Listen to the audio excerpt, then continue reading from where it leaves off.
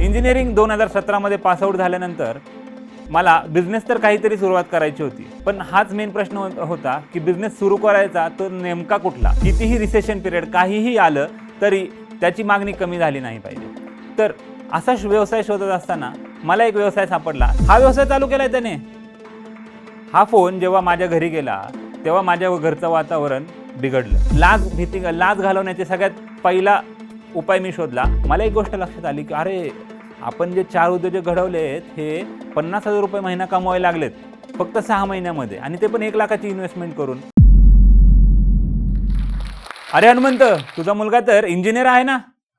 तू तर म्हणाला होतास काहीतरी नवीन व्यवसाय चालू केलाय. हा काय नवीन दारोदारी येऊन फिनाईल विकतोय?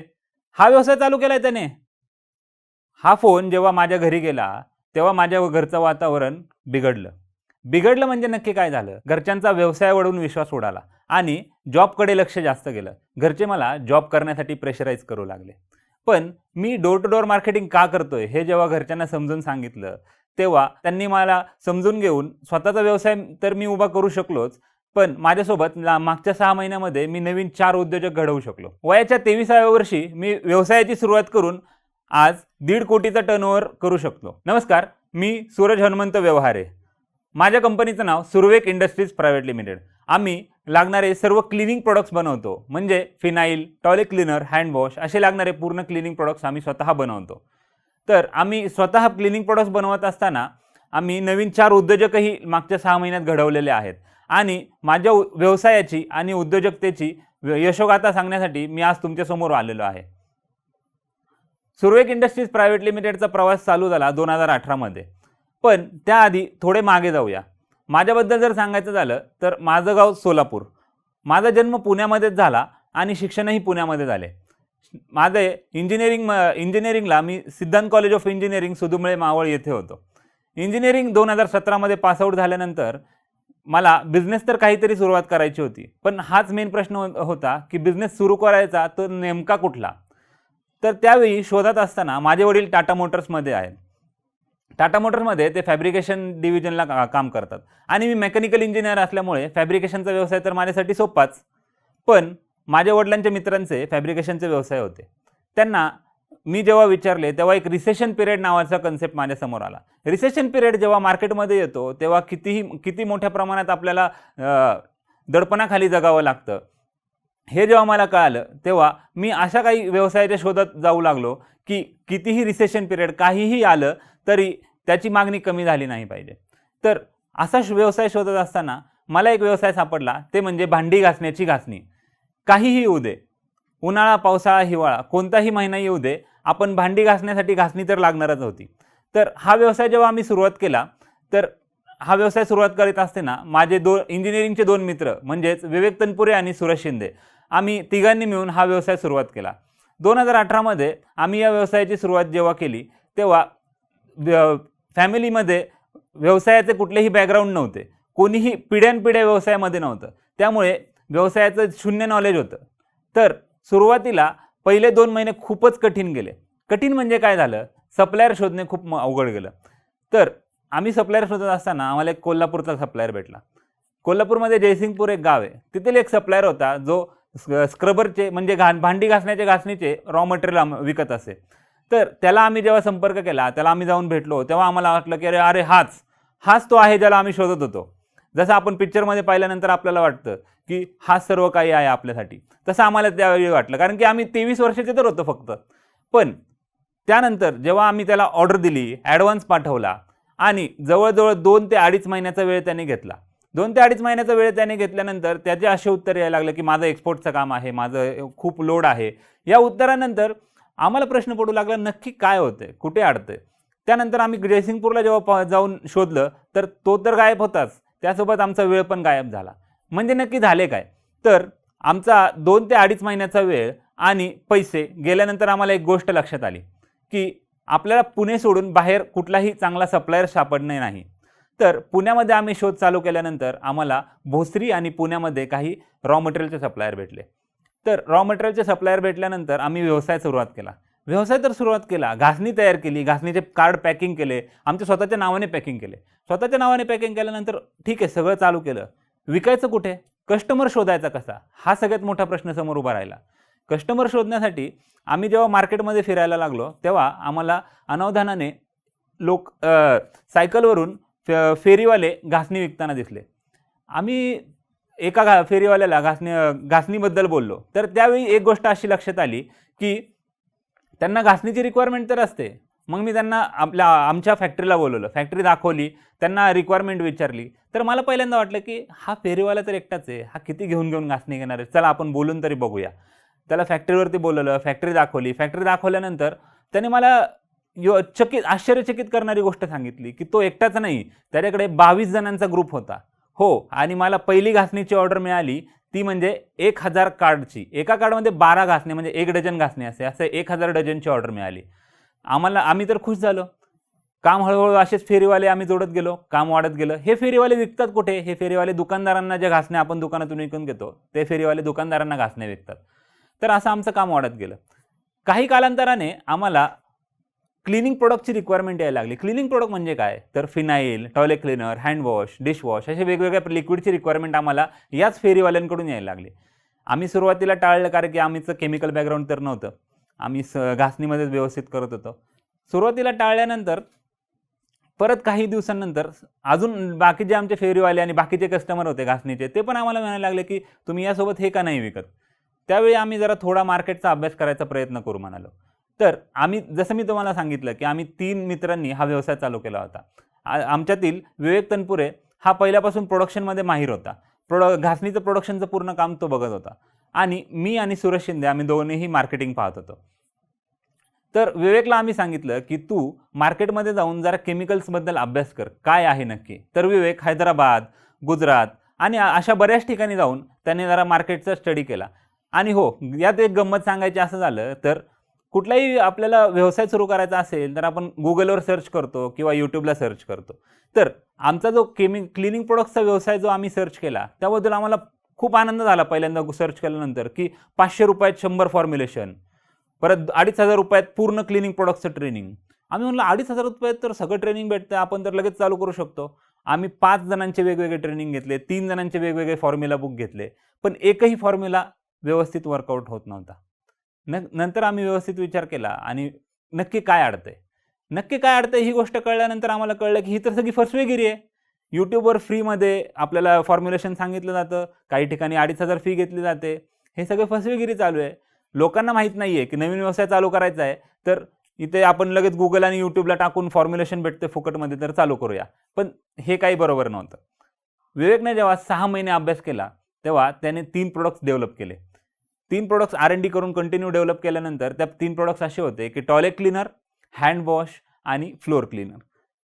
हे प्रोडक्ट्स डेव्हलप केल्यानंतर आम्ही हे प्रोडक्ट्स फेरीवाल्यांना दिले. मार्केटमधून चांगला रिस्पॉन्स भेटायला लागला. आम्ही 1 लिटर आणि अर्धा लिटरच्या पॅकिंगमध्ये हे प्रोडक्ट्स विकायला चालू केले आणि हळूहळू आमचं काम वाढू लागलं. पण काम फक्त पिंपरी चिंचवडमध्ये होतं. काम वाढवण्याची खूप इच्छा होती. पण काम वाढवण्याची इच्छा असताना फेरीवाले तर विकतात तेवढा सेल स्टक होतोय. पण अडचण एका ठिकाणी येत होती की सेल वाढवायचा कसा. आणि हे समजा भीती तर मनात होतीच की हे फेरीवाले समजा निघून गेले तर करायचं काय, आपला धंदा तर बंद पडेल. तर तेव्हा आम्ही ठरवलं की आपण स्वतः मार्केटमध्ये उतरणं गरजेचं आहे. मार्केटमध्ये उतरण्यासाठी सगळ्यात महत्त्वाचा मुद्दा लक्षात आला की अरे आम्हाला तर बोलताच येत नाहीये. फेरीवाल्यांना बोलणं सोपं आहे, पण मार्केटमध्ये दुकानदारांना जाऊन, हॉटेल हॉस्पिटलमध्ये जाऊन बोलणं खूप अवघड आहे. त्यासाठी वाटायची ती मेन लाज. त्यानंतर काय वाटायचं, भीती. त्यानंतर बोलण्याचा स्पीड तर खूपच कमी होता.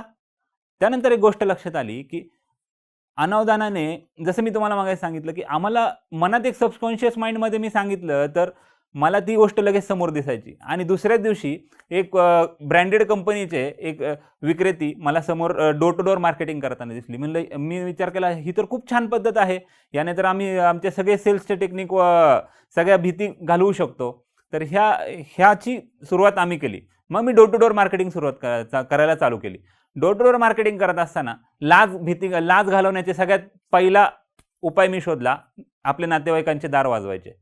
नातेवाईकांचा दरवाजा वाजवून जेव्हा मी सांगतो की हे आमचे प्रोडक्ट आहे, हे मी विकतोय, तर त्यावेळी त्यांच्याकडून जो रिस्पॉन्स येतो त्यामुळे आपल्याला कळतं की खरंच आपण किती लाजाळू आहोत आणि आपण मार्केटमध्ये उभं राहू शकतो की नाही. मग हे जेव्हा मला कळालं तसं आम्ही मार्केट हळूहळू वाढवत गेलो. डोर टू डोर केल्यानंतर जवळजवळ मी 1 महिना डोर टू डोर मार्केटिंग केलं. 1 महिना डोर टू डोर मार्केटिंग केल्यानंतर माझा सेल्फ कॉन्फिडन्स तर वाढलाच, पण सेल्फ कॉन्फिडन्ससोबत माझा बोलण्याचा स्पीडही वाढला आणि बोलण्याचं कौशल्य तर वाढले ते वेगळेच. आणि मार्केटमध्ये मी जेव्हा उतरलो तेव्हा मला पटपट ऑर्डर मिळायला सुरुवात झाली. आता पुण्याचे मार्केट व्यवस्थित कव्हर होत होते. पुण्याचे मार्केट व्यवस्थित कव्हर होत असताना मला पुण्याच्या बाहेर मार्केट करणं गरजेचं होतं. कारण की आपल्याला व्यवसाय थोडा सीमित ठेवणं गरजेचं नाहीये. आपल्याला व्यवसाय तर वाढवायचा होता. व्यवसाय वाढवत असताना काय करायचंय हा प्रश्न होता. मग मी डीलर नेमायला सुरुवात केली. मग मी 12 डीलर जवळ-जवळ आम्ही नेमले. सुरवेक इंडस्ट्रीजचे 12 डीलर जेव्हा आमचे तयार झाले, तेव्हा आमच्यासमोर एक मोठा प्रश्न उभा राहिला, की ट्रान्सपोर्ट चॅलेंज म्हणजे लॉजिस्टिक. ट्रान्सपोर्टचा खर्च आमच्या प्रॉडक्ट मागे खूप होता. समजा एखादं प्रॉडक्ट मी ₹100 विकत असेल, तर ते आमच्या डीलर पर्यंत पोहोचेपर्यंत ₹120 त्याची किंमत व्हायची आणि त्याला डीलरला ₹200 विकायला लागायचं. मार्जिन खूप कमी त्याला राहत होतं. तरी पण डीलर चालू होते. डीलर चांगले काम करत होते. कारण की प्रॉडक्ट सगळीकडे लागणारच होतं. पण हे काम चालू असताना नंतर अशी एक अडचण आली, की काही डीलर बंद पडायला लागले आणि तेवढ्यात कोरोनाही आला.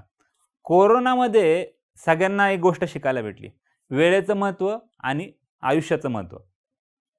तर आयुष्याचं महत्त्वावर जर सांगायचं झालं, तर कोरोनामध्ये आम्ही खूप काही गोष्टी शिकलो. आम्ही नवीन टीम बनवायचं तर कोरोनाच्या आधी आम्ही टीम तर तयार केली होती. जी आमची सेल्स टीम आम्ही तयार केली होती, ती कोरोनानंतर आलीच नाही. जी आमची सेल्स टीम आम्ही तयार केली होती ती आलं नाही, तर ह्यामुळे आमचा काय फटका झाला, तर मार्केट जागेवर ठप्प झालं. मार्केट ठप्प झाल्यामुळे परत आम्हाला सुरुवातीपासून मार्केटला जावं लागलं कोरोनानंतर.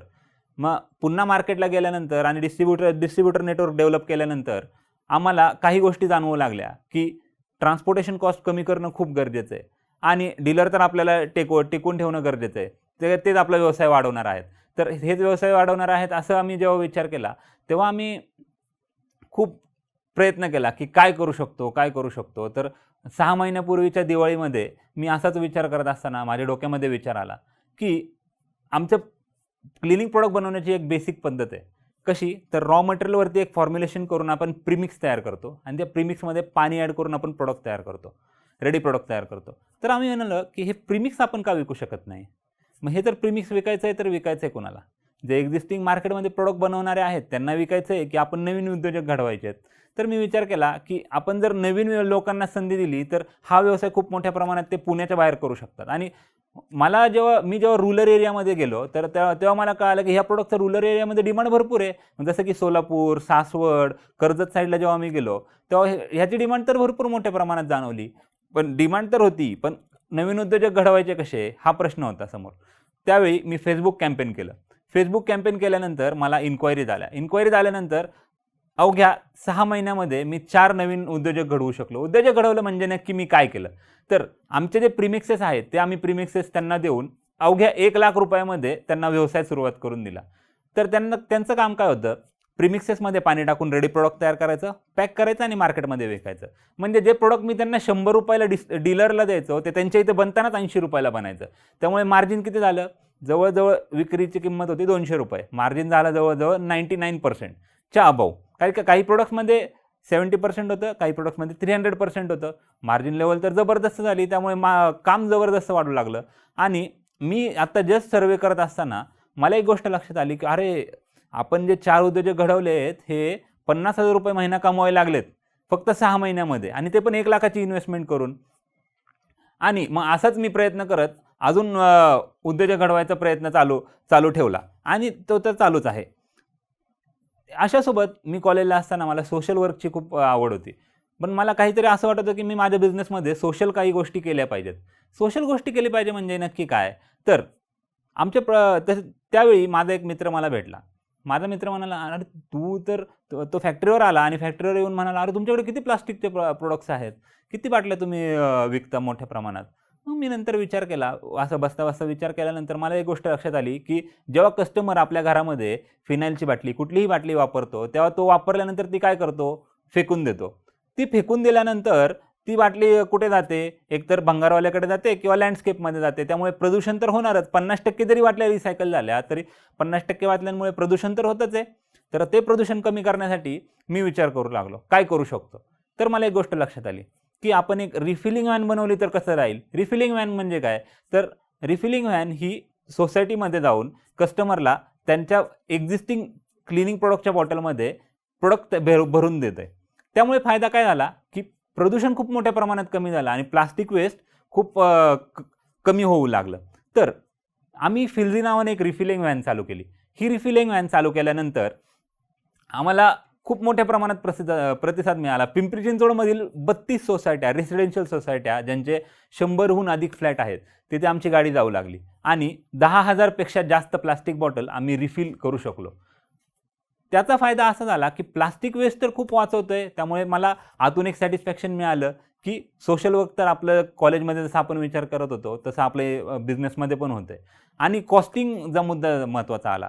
प्लास्टिक वेस्ट आणि प्रदूषण आणि सोशल वर्क ह्याला जर मी रिलेट केलं तर आम्ही कॉस्टिंग मार्केटपेक्षा 50% कमी ठेवलं. त्यामुळे कस्टमरचा फायदा तर झालाच आणि प्रदूषणही वाचले. आणि जसं मी सांगितलं की रिफिलिंगसाठी आम्ही वेगवेगळ्या सोसायट्यांमध्ये गेल्यानंतर 32 सोसायट्या आमच्याकडे पिंपरी चिंचवडमधील ॲड झाल्या आणि 32 सोसायट्यांमधील तब्बल 10,000 बाटल्या आम्ही रिफिल केल्या. म्हणजे 10,000 बाटल्या आम्ही कचऱ्यामध्ये किंवा प्रदूषण होण्यापासून वाचवल्या. त्यामुळे पर्यावरण खूप मोठ्या प्रमाणात वाचलं. या जो स्टॉकच्या माध्यमातून मला मित्रांनो तुम्हाला ही गोष्ट सांगायची आहे की 22 ते 30 हे वय घडण्याचंही असतं आणि बिघडण्याचंही असतं. तर तुम्ही कसे घडता यापेक्षा तुम्ही कसे घडवले जाता हे खूप महत्त्वाचं आहे. स्वतःला घडवणं ही स्वतःची जबाबदारी आहे. आणि तुम्ही जर 22 ते 30 या वयामध्ये जर स्वतःचा व्यवसाय सुरू करू शकलात तर तुमचा हात कोणीही धरू शकत नाही. याचे जिथे जागते उदाहरण तुमच्या समोर आज उभे आहे. आणि जसं मी सुरुवातीला सांगितलं की हनुमंताचा मुलगा जर आज हनुमंताचं ऐकून नोकरी करत राहिला असता तर ॲज अ मेकॅनिकल इंजिनियर त्याला मार्केटमध्ये पगार भेटला असता 50,000, जास्तीत जास्त 1,00,000 रुपये.